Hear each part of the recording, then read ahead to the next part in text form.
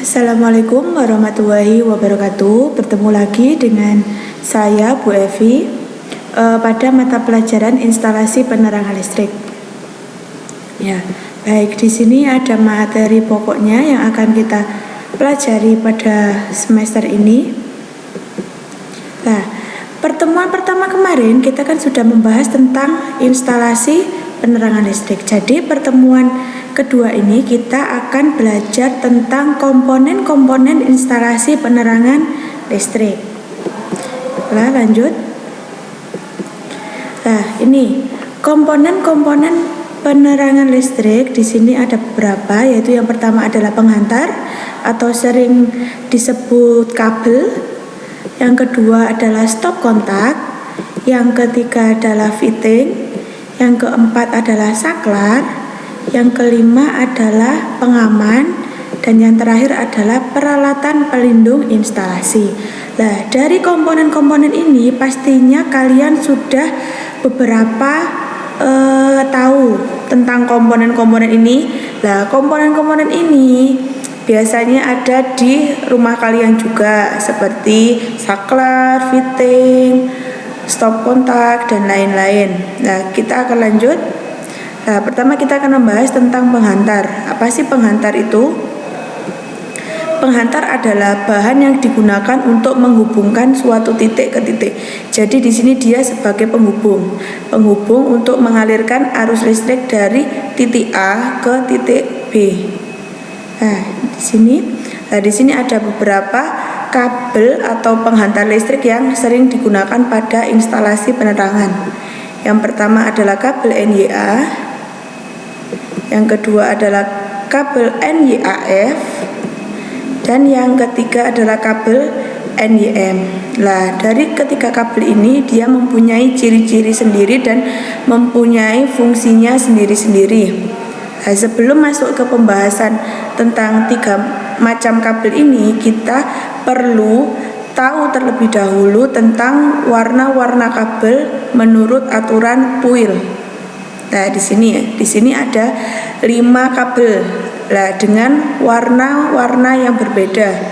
Nah, untuk merah biasanya dia disebut dengan kabel fasa R, dan kuning untuk fasa S, hitam fasa T, biru netral, dan kuning garis hijau dia biasanya digunakan untuk kabel ground. Nah, di sini kita langsung bahas tentang kabel NYA. Nah, dari kabel NYA itu ada artinya sendiri-sendiri. N adalah dia sebagai penghantar dari inti tembaga, Y-nya itu adalah isolasi PVC, dan A yaitu kabel tunggal. Nah, artinya adalah di sini kabel dengan inti tembaga tunggal berisolasi PVC 1 lapis. Jadi untuk kabel NYA ini, nah, dapat dilihat di sini dia mempunyai penghantar intinya tunggal atau biasa disebut dengan pejal. Nah, di sini dia berisolasi PVC. Nah, dengan warna-warna yang berbeda. Nah, warna-warna ini biasanya untuk indikasi kabel merah misalkan digunakan sebagai fasa dan seterusnya. Terus masuk ke kabel NYAF. NYAF di sini juga ada artinya.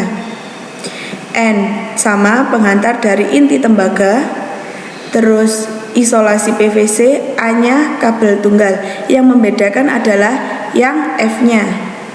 Artinya berarti di sini adalah kabel NYAF, kabel dengan inti tembaga serabut dengan inti tunggal berisolasi PVC 1 lapis. Maksudnya di sini adalah jadi dia itu berinti tembaga. Jadi ini kabelnya itu dari bahan tembaga. Lah, yang membedakan dengan NYA tadi, dia kan NYAF, F-nya apa? Penghantar kawat halus atau serabut. Jadi inti tunggalnya ini, tembaganya itu dia serabut, bukan pejal. Kalau NYA tadi kan pejal, cuma satu intinya. Kalau ini dia adalah inti satu, tapi dia bentuknya serabut, kecil-kecil gitu. Selanjutnya kabel NYM. Nah, dapat dilihat di sini. NYM juga ada kepanjangannya. N adalah pengantar dari inti tembaga. Y-nya adalah isolasi PVC.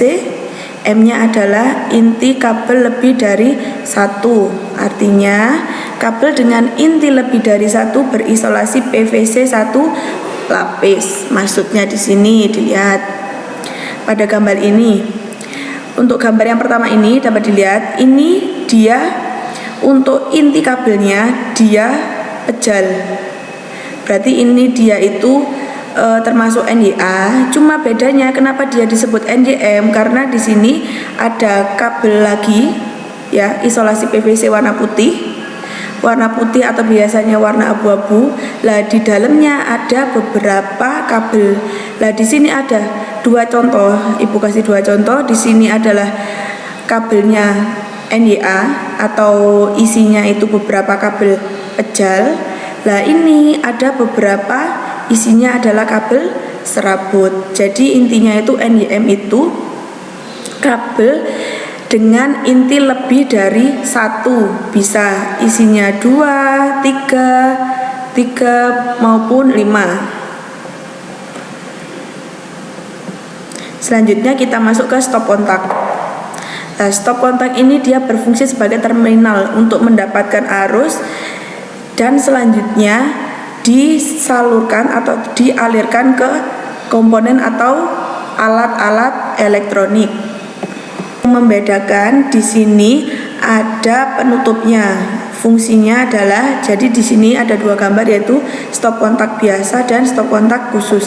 Khususnya itu bagaimana sih? Nah, kemarin kan kalian sudah belajar tentang peraturan pemasangan stop kontak sesuai dengan kuil. Ya, berapa? Ya, minimal yaitu 1,25 meter. Atau maksimalnya adalah 1,5 meter. Nah, penggunaan stop kontak khusus ini biasanya digunakan jika dia dipasang di bawah standar kuil atau di bawah dari 1,25.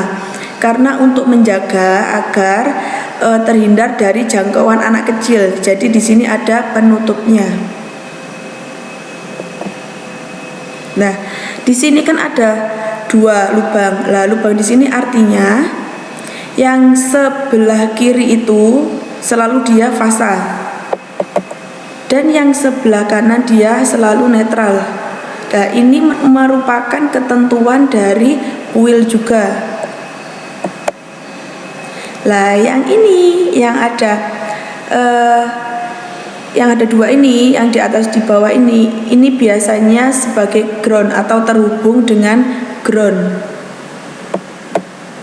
Nah, jangan lupa selain kalian itu tahu namanya ini stop kontak, kalian juga perlu tahu yang namanya steker. Jadi steker ini yang menghubungkan stop kontak ke peralatan rumah tangga atau peralatan elektronik di rumah kalian. Selanjutnya kita masuk ke fitting. Fitting adalah sebagai alat listrik yang berfungsi sebagai dudukan lampu. Jadi dia itu sebagai tempat pemasangan lampu.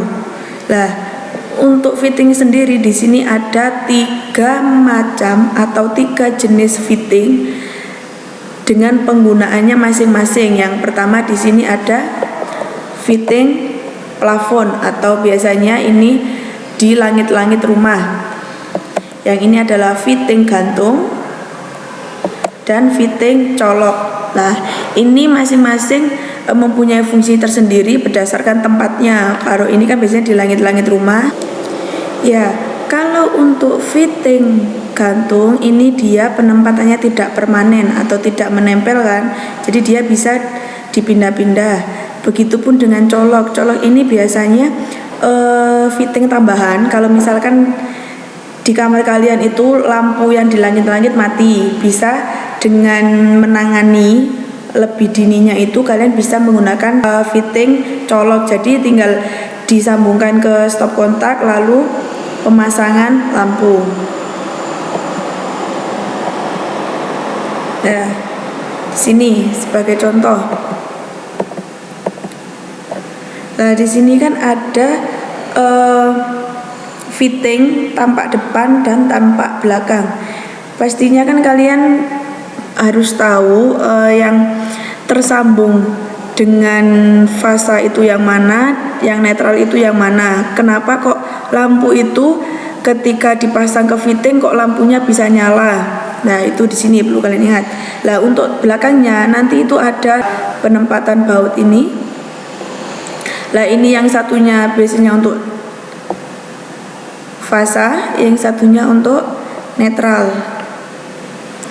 Nah, ini untuk tampak depan dan tampak belakangnya. Untuk lebih jelasnya, yang tampak depan bisa dilihat di sini. Nah, jadi untuk netral itu yang pinggirnya ini loh, dindingnya. Pinggir yang melingkar ini, dia itu mengalir netral. Kalau yang tengah ini sebagai sumber fasanya. Ya, yang selanjutnya adalah saklar. Saklar digunakan untuk memutus dan menghubungkan arus listrik, ya. Maksudnya di sini adalah kan saklar itu biasanya kalau di rumah kalian tuh sering pahamnya itu dia digunakan untuk menghidupkan dan mematikan lampu kan. Nah, di sini perlu kalian tahu ada beberapa jenis saklar yang digunakan atau yang seringlah digunakan di rumah-rumah. Yang pertama adalah saklar tunggal. Ya, dia berfungsikan untuk mematikan atau menyalakan satu titik lampu. Jadi dia mengendalikan cuma satu lampu. Kalau saklar seri, di sini kan ada 2 tombol, ya kan? Ini ada 2 tombol. Lah, ini masing-masing tombol ini mengendalikan satu lampu. Jadi pengertiannya adalah sebuah lampu atau lebih secara bergantian atau bersama-sama. Jadi bisa kalian on-kan atau hidupkan lampu secara bersamaan atau kalian matikan secara bergantian. Selanjutnya adalah saklar tukar. Ini mungkin kalian banyak yang tanya bedanya saklar tunggal dan saklar tukar itu apa, bagaimana cara membedakannya. Cukup lihat ini, kalau saklar tunggal itu di sini ada tandanya, ya kan, tanda garisnya titik ini. Lah kalau saklar tukar dia itu polosan. Nah, itu lebih mudahnya untuk bedakan. Nah, dia di sini berfungsi sebagai menghubungkan lampu atau kelompok lampu secara bergantian. Jadi bergantian biasanya ini itu digunakan di tempat-tempat contohnya tangga. Ya kan? Pengaplikasiannya ada di tangga. Selanjutnya. Nah, di sini merupakan pengaplikasian dari saklar tunggal. Pengaplikasiannya bagaimana sih? Dilihat sini. Ini ada 2 baut. Yang pertama itu dia tersambung dengan fasa. Yang satunya ini dia tersambung dengan lampu. Nah, ini untuk rangkaian saklar tunggal sebelum teraliri arus listrik. Nah, ini ketika sesudah, ya dapat dilihat di sini.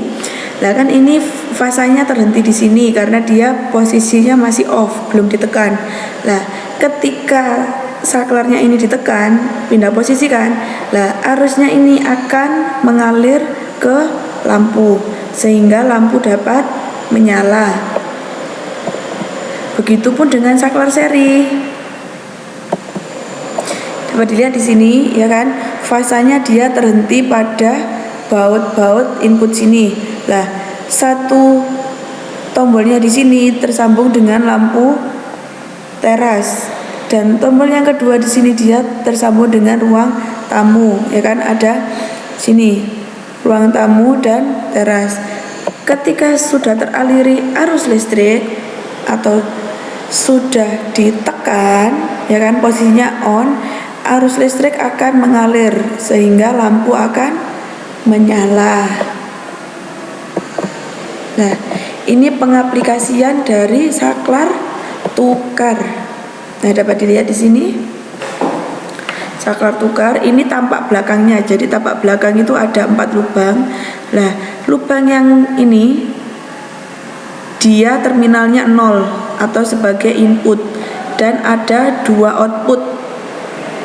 Terminalnya namanya terminal output dengan angka 1 dan terminal output dengan angka 3. Nah, untuk lebih jelasnya silakan ini diperhatikan.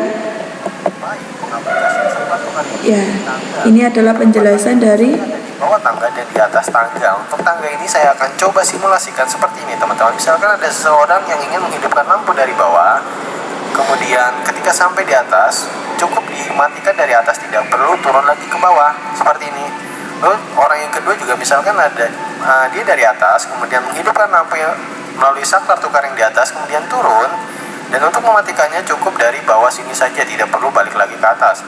Lalu bagaimana saklar tukar ini bekerja? Saya akan coba simulasikan dengan membongkar masing-masing dari plafonnya, lalu dari konduitnya, dan juga dari saklar ini. Jadi saklar ini ketika dibuka ini akan seperti ini ya teman-teman. Bagian dalamnya terdiri dari 3 kutub. Saya menyebutnya kutub kiri, kutub kanan, dan juga kutub bawah. Kutub bawah ini disambungkan dengan mainline, kabel fase dari mainline. Kemudian 2 kutub yang di kutub kanan dan kiri ini dihubungkan ke saklar tukar yang di bawah atau yang kedua, yaitu di kutub kanan dan kirinya. Sedangkan untuk kutub bawah dari saklar tukar yang kedua itu dihubungkan ke titik lampu. Sama juga dengan kabel netralnya, dari mainline langsung dihubungkan ke titik lampu. Kemudian saya akan coba jelaskan bagaimana saklar tukar ini bekerja melalui jalannya arus. Jadi garis berwarna merah ini adalah kabel yang telah dialiri oleh arus listrik, sedangkan garis berwarna merah jambu ini belum dialiri oleh arus listrik. Kalau kita lihat aliran arusnya dari mainline kemudian ke saklar tukar, kemudian menuju ke saklar tukar yang kedua, dan di sini masih terputus ya teman-teman, sehingga lampu belum menyala, sehingga kabel yang menuju ke lampu masih berwarna merah jambu.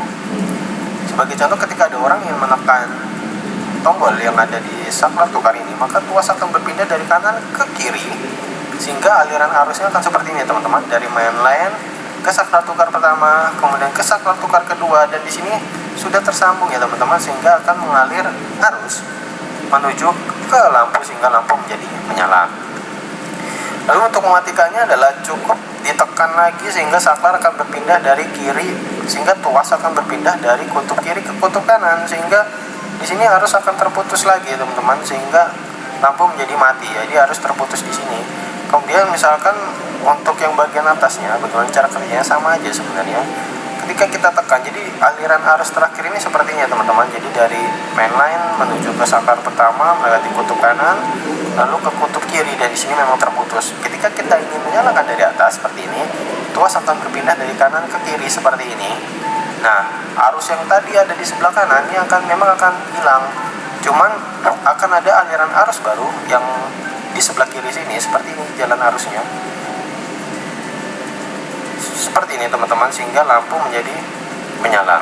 Untuk mematikannya cukup dengan menekan tombol saklar tukar yang di atas, sehingga tuas akan berpindah ke kanan lagi dan aliran arusnya jadi terhenti dan lampu menjadi mati. Seperti ini ya teman-teman. Ya, itulah sedikit penjelasan tentang pengaplikasian saklar tukar. Dapat dilihat di sini. Nah, kan di sini kan ada tiga titik atau 3 terminal ya. Yang bawah ini, yang paling bawah satu ini, dia adalah terminal nomor 0 atau angka 0.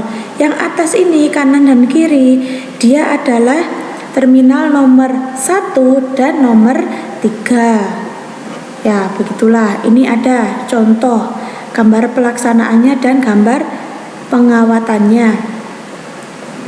Selanjutnya kita masuk ke pengaman listrik. Masih pengaman listrik. Nah, dia berfungsi sebagai pelindung. Jadi di sini dia sebagai pengaman jika terjadi adanya beban lebih maupun hubung singkat atau sering disebut dengan konsleting di rumah-rumah atau di instalasi penerangan rumah kalian juga. Nah, selanjutnya di sini ada dua pengaman listrik yang biasanya digunakan di rumah-rumah, yaitu yang pertama adalah sekring, yang kedua adalah MCB. Nah, di sini tempatnya pun berbeda. Kalau untuk sekring ini biasanya dia di box sekring, atau ini biasanya itu penempatannya di di rumah kalian itu di bagian dalam, di belakangnya KWH meter. Kalau misal KWH meter kan di depan biasanya lah, belakangnya pas itu baliknya dinding KWH biasanya akan dipasang box sekring. Nah, tapi dengan seiring berkembangnya zaman, teknologinya kan semakin canggih-canggih lah. Sekarang orang itu ingin praktisnya saja. Jadi sekarang untuk penggunaan box sekring sendiri biasanya itu sudah jarang digunakan. Dan sekarang itu lebih beralih ke MCB. Jadi penggunaan itu sekarang lebih banyaknya itu MCB lah. MCB penempatannya yaitu di box, ada boxnya sendiri. Tetap sama penggunaannya. Untuk box MCB ini, pengaman ini dia dipasangnya itu setelah KWH meter. Jadi dia di sini pengganti dari penggunaan box sekring. Selanjutnya adalah peralatan pelindung instalasi. Yang pertama ada pipa atau paralon, yang kedua ada lasdop dan ada klem. Lah, untuk pipa sendiri, pipa ini biasanya digunakan untuk instalasi yang ditanam di tembok. Jadi dia sebagai pelindung dari kabel penghantar. Terus ada lasdop. Lah, lasdop ini fungsinya itu ketika kalian setiap instalasi kan selalu ada yang namanya sambungan. Jadi kayak dua kabel yang disambung jadi satu. Lah, itu dia memerlukan yang namanya lasdop. Lasdop ini digunakan untuk menutup dari sambungan yang kalian buat tadi agar terhindar dari konsleting. Yang kedua di sini ada klem atau sengkang.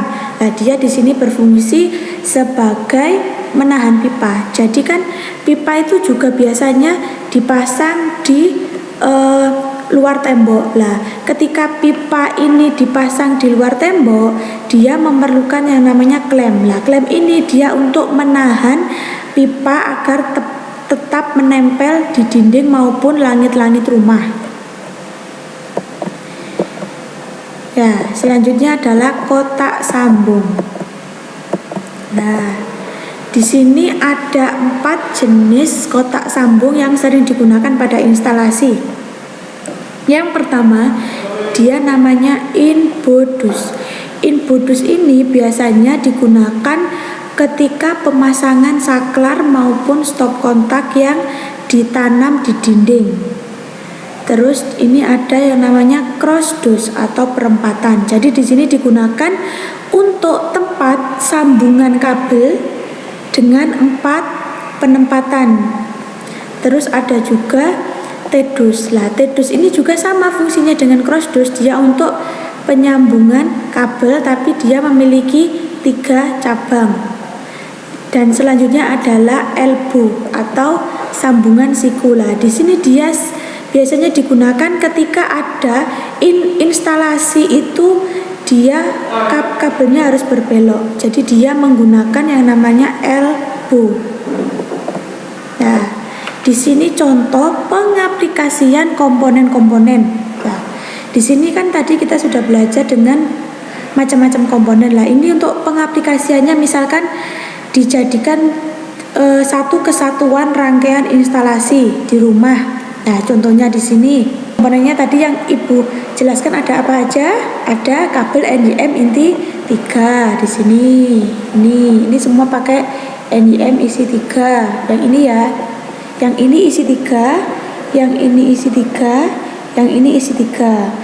Terus dapat kalian lihat di sini kabelnya kok yang masuk ke saklar dan ke lampu ini kok kecil dibandingkan dengan yang masuk ke stop kontak. Lah, karena di sini untuk yang masuk ke saklar dan yang masuk ke fitting ini cuma kabel NIM isi 2, yaitu hanya fasa dan fasa, dan ini untuk fasa dan netral. Selanjutnya di sini ada T-dus. Lah, di sini ada T-dus. Selanjutnya ada klem. Terus ada saklar. Ini saklar apa? Kira-kira? Ini saklar tunggal. tunggal. Kenapa? Karena di sini dia cuma mengendalikan satu lampu. Ya, selanjutnya di sini ada fitting. Fittingnya ini termasuk jenis apa? Kan tadi sudah dijelaskan ada 3 fitting. Nah, ini termasuk fitting plafon. Selanjutnya ada stop kontak. Nah, lihat sini ada stop kontak isi 2. Terus ada last stop. Lah, itulah sedikit pengaplikasian dari komponen pada instalasi listrik. Nah, ini ada komponen-komponennya, ya kan? Sudah jelas semua. Nah, selanjutnya kita masuk ke soal latihan. Yang pertama, sebutkan dan jelaskan komponen instalasi lampu penerangan sederhana. Yang kedua, sebut dan jelaskan jenis penghantar menurut konstruksinya. 3. Sebutkan fungsi dan jenis kotak sambung instalasi listrik. Nah, itu 3 soal latihan yang harus kalian kerjakan. Khusus untuk yang nomor 1, itu komponen instalasi yang ada di rumah kalian. Ya, untuk poin tugas nomor 1 itu khusus komponen yang ada di rumah kalian. Jadi kalian mendata sendiri komponen apa aja yang ada di rumah kalian. Nanti jelaskan fungsinya. Yang nomor 2 dan 3 cukup menjelaskan sesuai yang sudah Ibu jelaskan tadi. Dah, mungkin itu saja penjelasan dari Ibu. Sekian saya akhiri. Wassalamualaikum warahmatullahi wabarakatuh.